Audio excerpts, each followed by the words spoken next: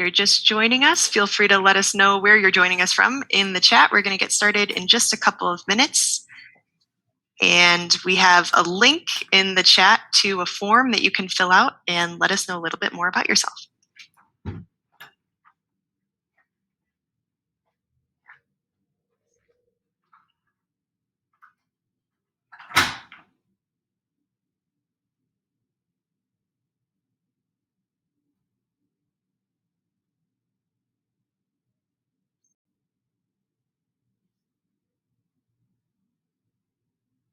Hi, Geraldine. This is how we pronounce your name. Yeah, feel free to turn French, on your sounds way video. more elegant, Geraldine, but in English it's Geraldine, yeah. Oh, beautiful name.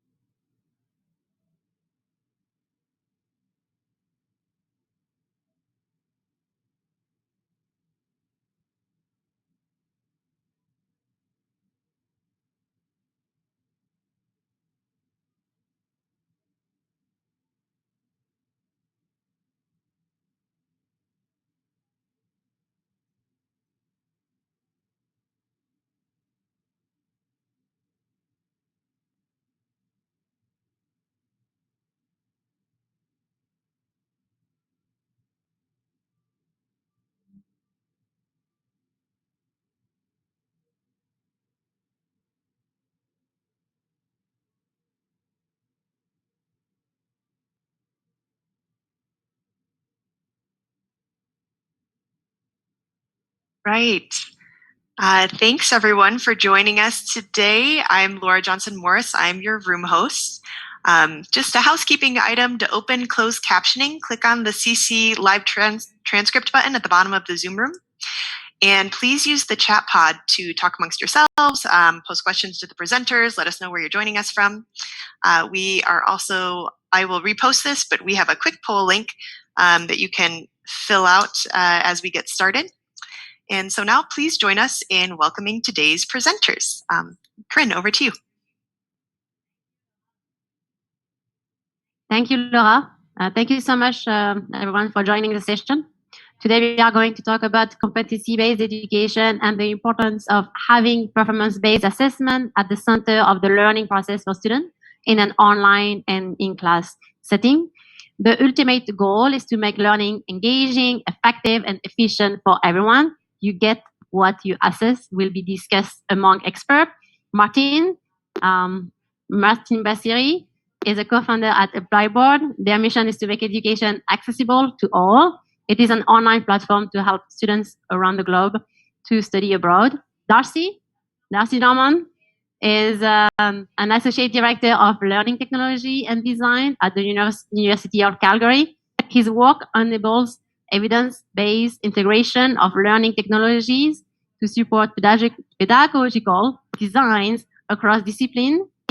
And David Wong is a professor in electrical and computer engineering and the first-year student advisor at the University of Waterloo. He has been implementing competency-based education practices. And myself, Karen Maret, I am a doctorate at Indiana University in the field of instruction system technology. I'm also the co-founder of an emerging new technology that facilitates competency-based assessment named Critic.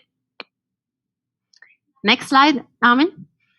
As you know, there is a chat, a form that you can fill up to know who you are.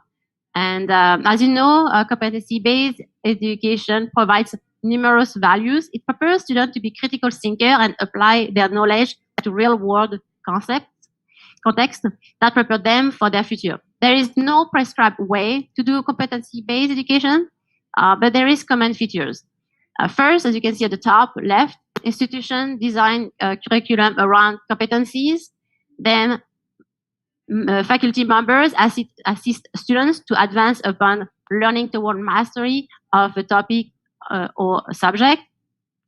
And students take ownership in their learning. And employers now can communicate the standard required to align the learning objective with learning outcome. So we can see all the value from different perspectives and what shift needs to happen to allow for competency-based education. We need a collaborative effort among those stakeholders. Institutions, faculty, students, and employers need to work together to enable the adoption of a learning-centered approach to ensure that all students are supported based on their personal abilities and leave their course prepared and ready to succeed in their work after graduation. By working together, we can fully benefit from competency-based education. Through this collaboration, the benefits extend far beyond the classroom. So first, there's a fostering of culture of learning, and students will develop the competency needed to succeed in their career. Second, empowering performance-based assessment, professor will save time grading. And third, including employers and technology, the employability of students will increase.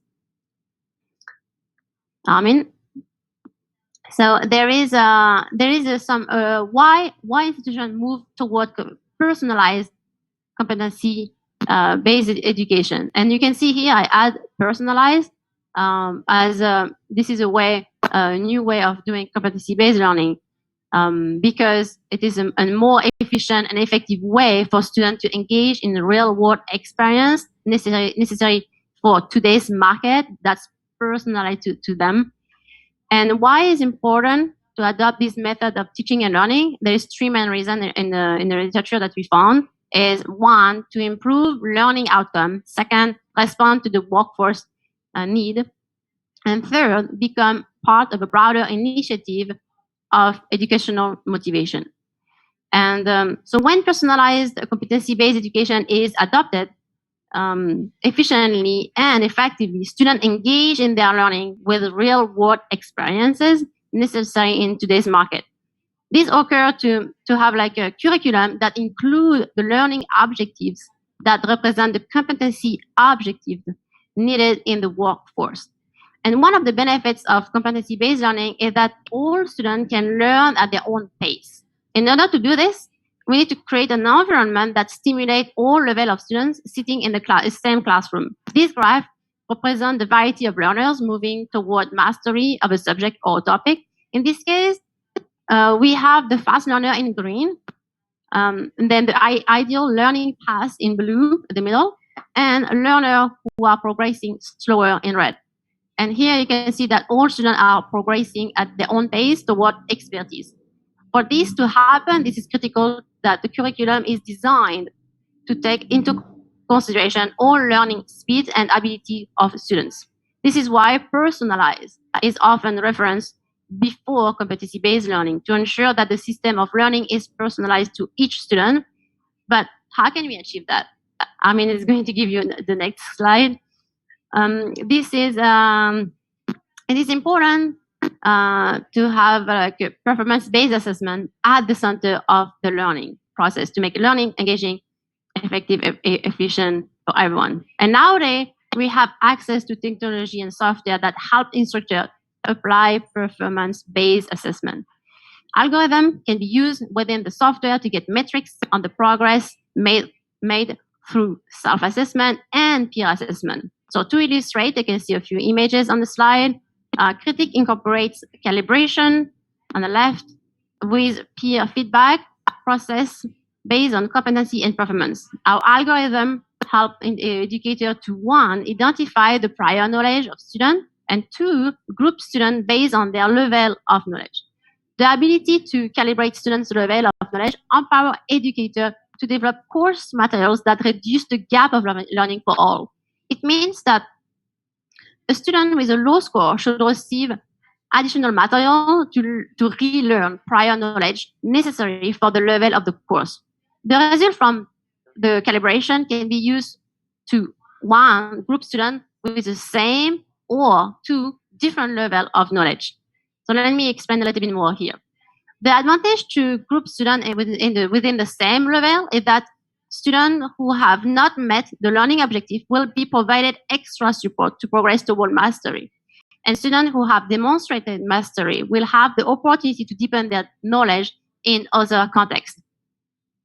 And the other way is to do the advantage to group students with different level is that novice students can learn from students who are further ahead. And however, this is very important that guidelines should be provided by the professor to assist novice students in submitting quality feedback to their peers. So in this environment, both the novice and more advanced students are stimulated and are able to deepen their learning in the same learning environment. One effective way to use personalized-based education is to incorporate self-assessment and peer assessment within the teaching and learning process. Most educators are familiar with the general review standard from Quality Matter, which outline clearly how to develop the quality course. As the organization of Quality Matter states, students learn more frequently when given frequent feedback from instructors, assessments that have been built into them, and from other students. But how can I guide students to provide quality evaluation? So we came up with the model TEACH. The TEACH model is a framework based on the competency-based education and SMART goal principles that outline clearly what strong feedback looks like. Feedback should be given on time with explicit guidance, explicit on what, where, and how students can improve. The comment need to be A, appropriate for the level of the student, and the rubrics is essential to guide students towards C, competency, by providing their peers with helpful direction, H, and that are motivational and critical. Not only does the TEACH model guide students to provide quality feedback, it also emphasizes the development of soft skills necessary to succeed in a workplace. Overall, with competency-based education, all students feel successful when given the opportunity to achieve competencies that are aligned with their level. And that brings us today to the discussion panel. So, Martin, you are an expert in recruiting international students for university. Can you display the question? Yes. So, what are your views on competency-based assessment for the administration process? Yes, thank you, Karen. As you said, Apply Board, what we do, we help international students from all over the world to come to universities in Canada, United States, US, like a UK and Australia through our system. So we are exposed to every single university admission and admission criteria, and we could see what works, what doesn't work. One of the biggest problem in the admission system today, especially when it comes to broader than your local high schools, for example, or local university where you know about them, is how to look at everyone from same lens and from the equity point of view. Like, for example, like high schools in India or in Iran or the other states that where you are from, you could see a 4.0, but 4.0 in one high school might be equivalent to like 3.0 from another school. So it's completely something that you can't like compare everyone with the same lens, but unfortunately that being used on one of the most important part of a student's life. What I'm very, very excited about is more and more universities are getting to competency-based education, and their outcome would be by the success of their alumni. And the success of alumni is how competent they are in different fields. So when you work backward for universities to do that job well, there is no argument that it won't take long till competency-based assessment become part of the admission for these universities. And that's one of the reasons I'm very excited for this field, especially for what Critic does, is because sooner than later that come to the center of the admission decision making, as today the like GPA is playing that most important role. I think that's gonna change in this decade, and it's very, very exciting, and it brings the equity up. Darcy, your role is to enable like evidence-based integration of learning technologies to support pedagogical design across discipline. So how do you see your view on competency-based, like what Martin's say? Can you build on like how it is possible to do that in universities? Yeah, absolutely. I mean, one of the amazing things about universities is they are hubs of innovation around pedagogy, of ways of teaching. And at our university, as I'm sure at all of yours as well, our programs and curriculums are largely competency-based, the things that you want students to learn, the types of things you want them to be able to do. And so we've got a number of things at our institution where we're actually looking at really refocusing our courses from being sort of content-centric to really focusing on these competencies. And it enables some things. So we've got some opportunities. And one of the major buckets of opportunities is what we call disaggregating and modularizing. You take a 4-year program, which can be a big commitment for students. And it's hard to sort of describe what that program does. But if you take that and break it down into a number of certificates. So we have this in our Workload School of Education, where a 4-year graduate degree can be a lot for especially a teacher who's working to also take on. But they could maybe do a series of 1-year certificates. And that also gives them the way of picking what they want the focus of each of the certificates to be, and that's around competencies. They might take a certificate on academic leadership, on pedagogical design, on course design, on assessment, and they can stack these certificates together to form a larger credential. And so it gives some flexibility on the pathways there. We also do a lot of work on micro-credentials, badges, and that's a way of describing competencies essentially, and having people, not just students, because we use them across the institution, demonstrate proficiency at these various competencies.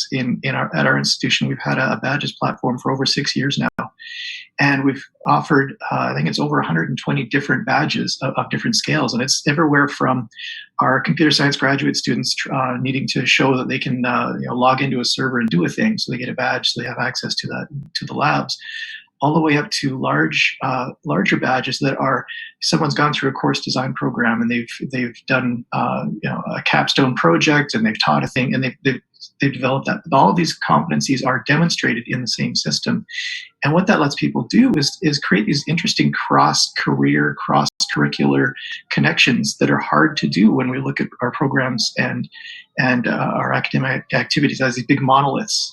We're modularizing this. We've got a lot of work on adapting programs. So at our institution, again, as I'm sure as at all of yours, we have an institutional initiative from our provost office called the Program Innovation Hub. And it's looking at how do we redesign existing programs to integrate things like work-integrated learning and indigenous ways of knowing and all of these things that we need to do that are hard to do when you look at programs from a content-centric way. But if you're looking at them from a competency-based way, all of a sudden there's opportunities to do this. Adaptable course design. So we can use our competencies and learning outcomes to design and implement these courses. This provides an opportunity, and once we've got the courses designed around these competencies and outcomes, we can use the tools to connect those competencies with the content, with the assessment, and sort of doing some interesting things, as Karen kind of talked about with the algorithms in Critic. The learning management systems have similar things as well, and we can sort of automate a lot of these things that make them possible at scale of a lot of larger courses.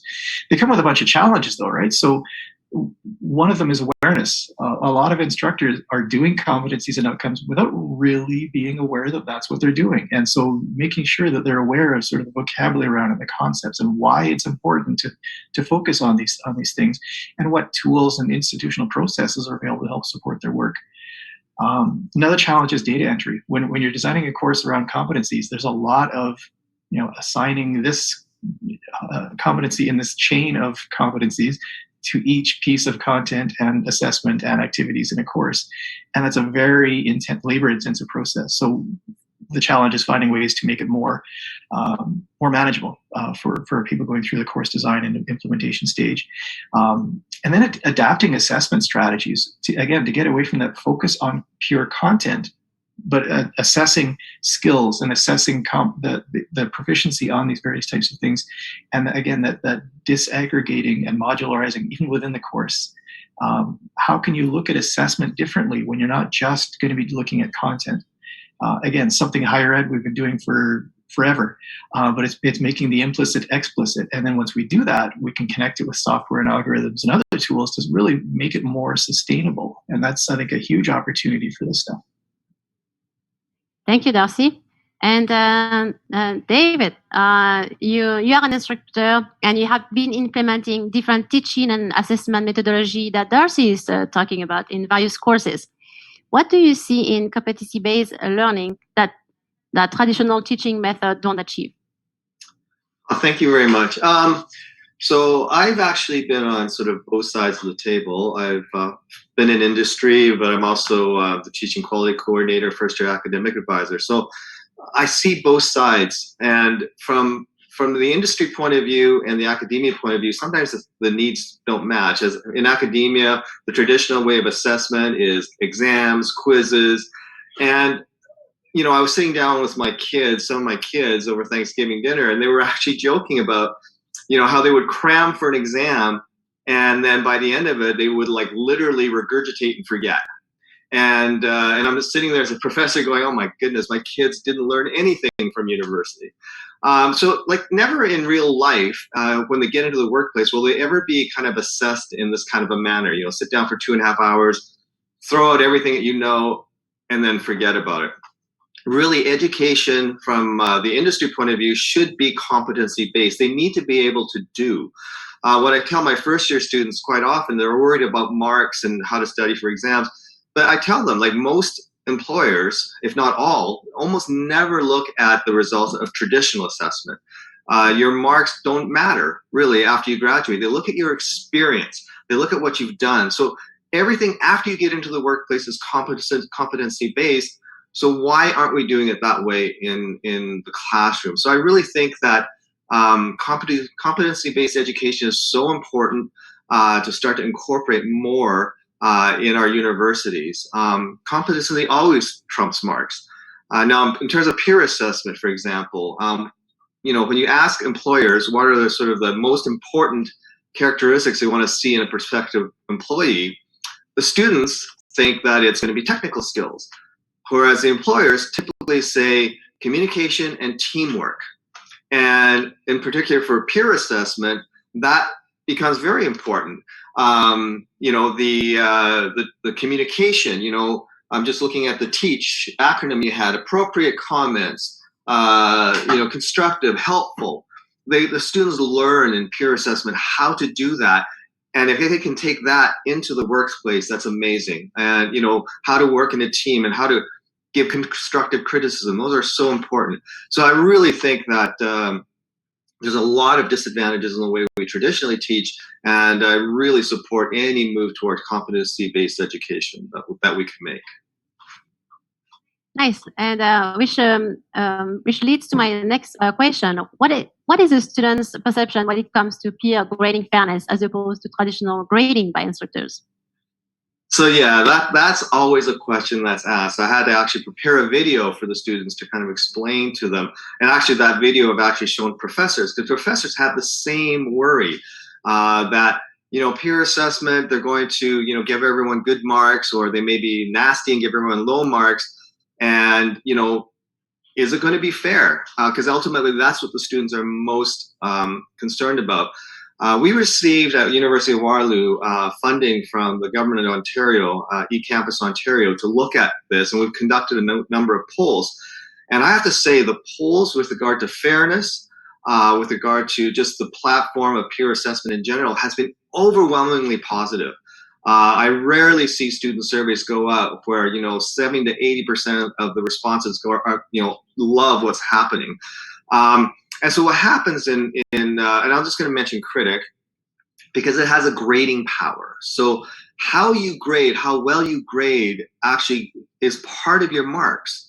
And so it really encourages a student to grade fairly, because if they give poor evaluations, they actually do not get as good a mark. So the students learn they have to grade fairly and do the best that they can. Each student actually gets 5 assessments, and the research shows that if you have 5 assessments, the student actually gets a mark that's very close to what a TA or instructor would give anyways. And they get this in a very, like the T in teach was timely. They get 5 feedbacks on their work within 3 or 4 days. And it's such a fair process. Anyone who's an instructor will realize you're always getting people disputing about marks. We're traditionally getting about less than 1% dispute about assigned marks through the peer assessment. So everything seems to show that it's very, very fair, and the students love it. And as an instructor, I'm really happy that I don't have to go back and regrade stuff over and over and over again.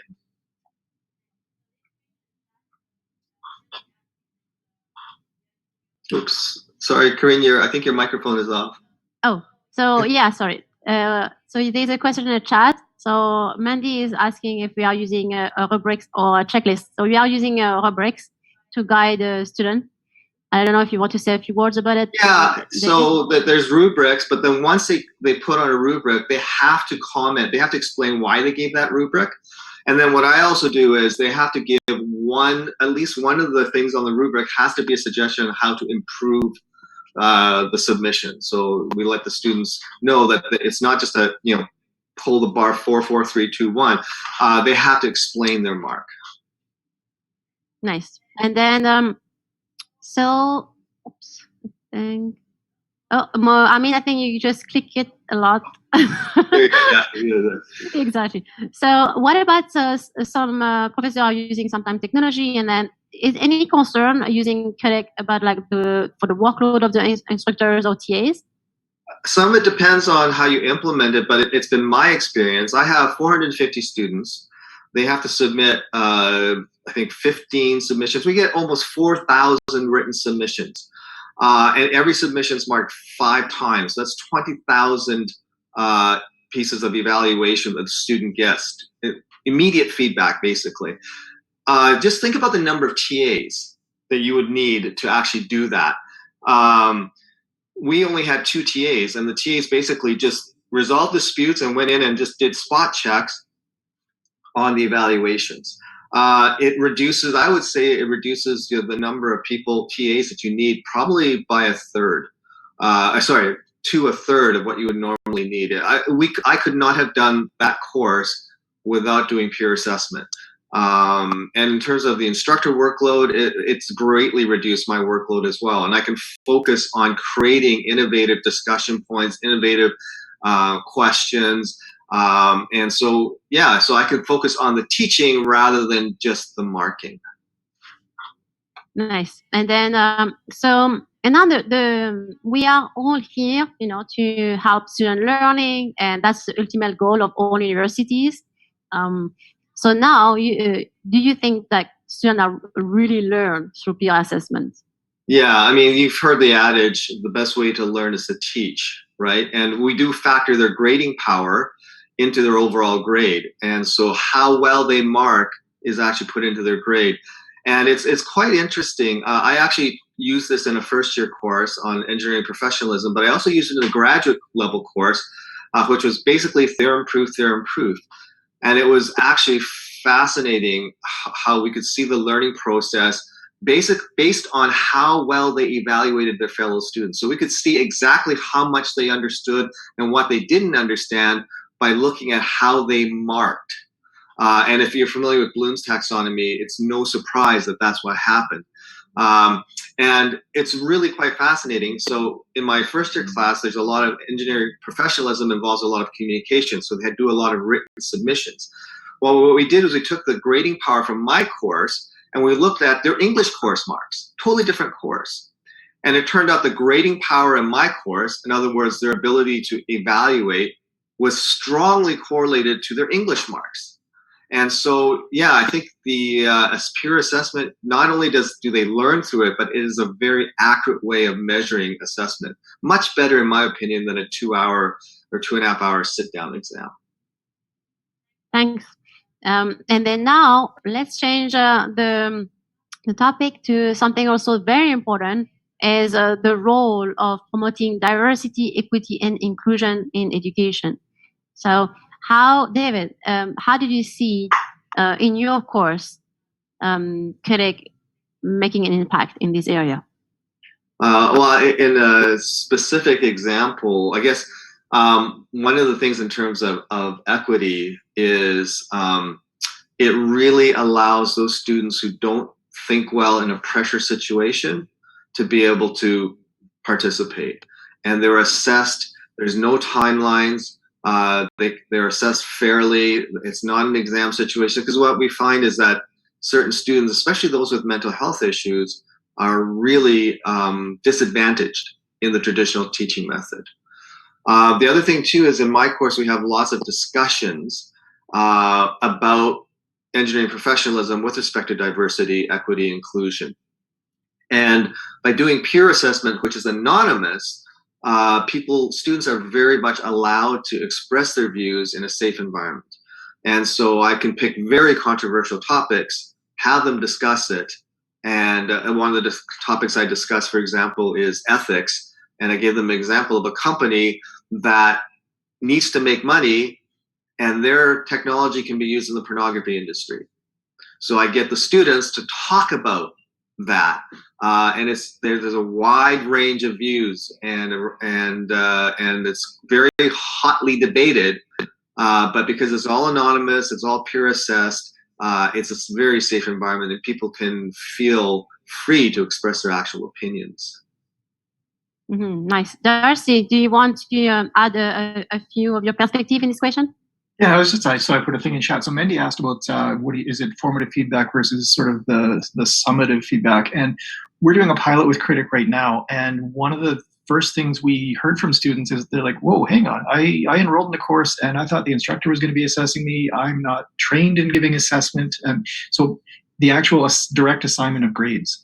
And so we reframed Critic specifically as a peer feedback tool. So students providing feedback to each other, and then using that to the document that's provided to the instructor for the form and TAs for the formal assessment and the grades. The other thing we saw right away was there was sort of two patterns of use where some instructors would teach the course normally and then drop in a peer feedback activity right at the end. And the students basically said, well, that's dumb. I didn't learn anything. Why would I do this thing? The other pattern was instructors who did a constant practice of peer feedback throughout the whole semester. So they start with something small and low risk at the beginning, and then they sort of doing multiple things through the semester. When the students develop that practice of peer feedback, and like David was saying, learning how to give and receive feedback and actually integrating it into their assignments, they had a profoundly powerful learning experience as a result of that. So it's how it's used, not just the tool itself. Great. So next, Armin, this is the last question, and how far does competency-based learning impact employability and students' success in the work environment? So maybe Martin, you would like to say a few words? That's an amazing question. We have about 1,400 employees all over the world, and as David said, like we never like ask employees or like candidates what was your GPA at the school. We always like looking at them what experience they have, what are their attitude, how are they open to growth. There is something happening in the new, and I graduated like less than 7 years ago, so I'm included in that example that I'm going to tell you. The younger generation, like us, who we graduated recently from the school, there is a sense that we carry with ourselves out that we know so much. And we kind of underestimate the complexity of the work outside of the work sometimes. So one of the best way that we learn when we enter a work environment is we get feedback from other people. What we see a lot in the young graduates that they coming mostly in their first or second job is the recipient to their feedback is actually one of their major way of not allowing them to flourish, to really grow, because they take feedback too personal. And they always think like any feedback means they're not doing their work well. What I'm very hopeful that this behavioral change, as Darcy also mentioned, where the students learn how to give feedback and receive feedback, that make them better equipped when they enter in their work to have their recipient mentality, and they go about it with like an open mindset, because this way they can learn the experience very, very faster and they can be more successful. And you see like more of like a top companies, mostly they go for senior workers, right? They're working for like people who at least have 5 years of experience. One of the main reasons when you sit down and you talk to their HR is that one. They're like students that coming out of a school, it is kind of hard to work with them, giving them feedback and things. I think some tools like Critic and generally speaking, the peer assessment and peer feedback, giving feedback and receiving feedback, make them more comfortable and take some of these barriers from their younghood up to the age of 22, 24 at the school and their adulthood at the work environment. This can integrate better together, which lead to their success. And then David or Darcy, there's a could you expand a little bit about like how can peer feedback can be used to create assignment? Do you use for final exam or throughout? Like what's the best method? I think one Monday said, can you use it for final? So I actually polled the students whether or not they would prefer peer assessment versus final exam. So obviously they say they prefer peer assessment, but they also said that because they could see that the peer assessment was giving them a fair assessment of their marks. And that includes people who aren't doing very well. So you have to understand, people who aren't doing well, they aren't complaining because they are seeing what their peers are submitting. And if they're honest with themselves, they can see that they're not really producing work that's up to snuff. So I would like to, unfortunately, in our department, we have a 50% final rule, and I'm trying to get that changed because, especially, I had mentioned that there's a huge correlation between the grading power and even marks to get in another course. I think there's more and more evidence that a very good way of assessing is to see how they peer assess. And in my grad course, for example, I think I probably could have nailed down the marks of the students within 2 or 3 assignments, what they would get in the final, because we could see how they were assessing. So it's a huge tool. And I concur with everything that Martin said about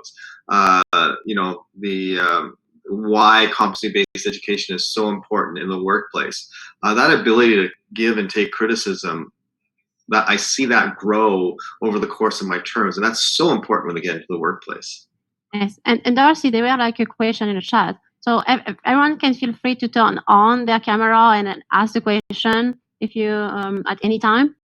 There is one question that someone mentioned about the workload, and then Darcy, can you expand about like with competency-based learning, there is a shift in the workload? Yeah, I mean, so what we've seen, like I mentioned, we're doing a pilot with Critic this semester, so we have several instructors using it to try it out. What we're seeing is their workload may not be reduced, but they're doing different things. And so the example I put in the chat, imagine you've got 300 students and they're doing a term paper over a few versions in the semester. Instead of the instructor and the TAs providing direct feedback on every revision of every term paper, so it could be 300, 600, 900 documents they're reviewing, they're maybe doing some examples, they're working with the students to discuss what is good feedback, sort of supporting that process, and then letting the students kind of organically provide feedback to each other and then sort of adapting the course afterwards. So the workload may not be less for the instructors and the TAs, but they're focusing on different things and maybe developing more development within the students on the practice of feedback, which I think is probably a bigger takeaway than necessarily the specific content of the course. Nice. And then the last question in the chat was, the learning outcome with peer assessment is as good as use of TAs, of instructors. So there is, I think, this question, and also there is like another question above, which is also related to learning outcome. So do you find that existing course learning outcomes are not written appropriately to be used in competency-based learning class? So, someone can, maybe David or Darcy, can talk about the learning outcomes and how do you think differently now in order to shape your course with a real world experience for students, and how do you make them? Yeah, I can maybe speak on the learning outcomes and as well as how you develop your course. So there is a little bit of more work on the front end to modify your course. But for example, the questions you ask may need to be shorter because the students now not only is put in an assignment, but they need to mark as well. So you can't just take your traditional course, just throw all the questions into Critic. You have to think a little bit more carefully. But in terms of learning outcomes, one of the things about learning outcomes, you're always looking at the threshold concepts. There's certain concepts in a course that the students must know before they go to the next level. And as opposed to just a whole bunch of topics and you just kind of check off, I'll cover this topic, cover this topic, cover this topic. Now you can really focus on learning outcomes and create peer assessment to guide the learning process so that they actually capture and can understand the threshold concepts, and then they go to the next level. I just find with traditional teaching methods, it does often just become a checklist of things, and you don't really get a good feel for how well they understand before they move on to the next subject. With peer assessment, they get so much feedback. The student really gets a sense of, do they actually understand, especially sometimes when they mark and they don't know where to start marking. They really understand that, Bloom's taxonomy says that you need higher level cognitive thinking to be able to mark, and they really need to work on understanding the topic more. So I think you do have to be careful. You do have to take another look at your learning outcomes. You have to look at your content, and you have to look at what questions you're asking and what questions you're assigning. So there is a little bit more work there. Nice. And then maybe just to the final question for Darcy is, what do you think are the top drivers for competency-based education adoption in your university, for sure, for now? Yeah, I think it's kind of that awareness thing, and what David was just talking about, sort of the Bloom's taxonomy. What is an outcome? What are learning outcomes and competencies? It's that awareness piece. A lot of times, especially for people who inherit a course that's previously taught, everything is that checklist. Understand, they will know, they will regurgitate, and it's that doing that extra work to, well, what are the actual things that you want to describe in the course? What are you wanting people to be able to do? And it's almost like competencies as verbs instead of nouns. And it's that subtle reframing of how you're approaching a course. And what we see is the most powerful courses at our institution, and again, probably at all of yours as well, are the cases where the instructors have really taken that to heart, and their competencies are verbs, not nouns. And that makes a huge shift because they're caring more about what can students do, and it's shifting, implicitly up that Bloom's taxonomy, which is, Bloom's is a little problematic anyway. It oversimplifies a bunch of things, but it is an interesting way of looking at this. So I think that awareness thing really is the biggest part. Once that's in place, it unlocks a bunch of other things, like using tools to automate parts of it and using software to algorithmically do stuff. That can't happen unless you have good understanding and shared understanding what competencies and outcomes are. Perfect. Thank you so much. That was a very good conclusion. And I would like to share a few resources or to go to Credec. Armin, if you can go to the next slide. Okay, great. And so there's a few links that I put for you. So you can, we have a team who, and I'm also a researcher at Indiana University, and I collaborate with a few professors in various universities in North America. So feel free to look at our professor stories, resources, and if you are doing currently any research to enhance education, feel free to email me at research@critic.io, and I will be very happy to look at your hypothesis and see if there's anything we can do together.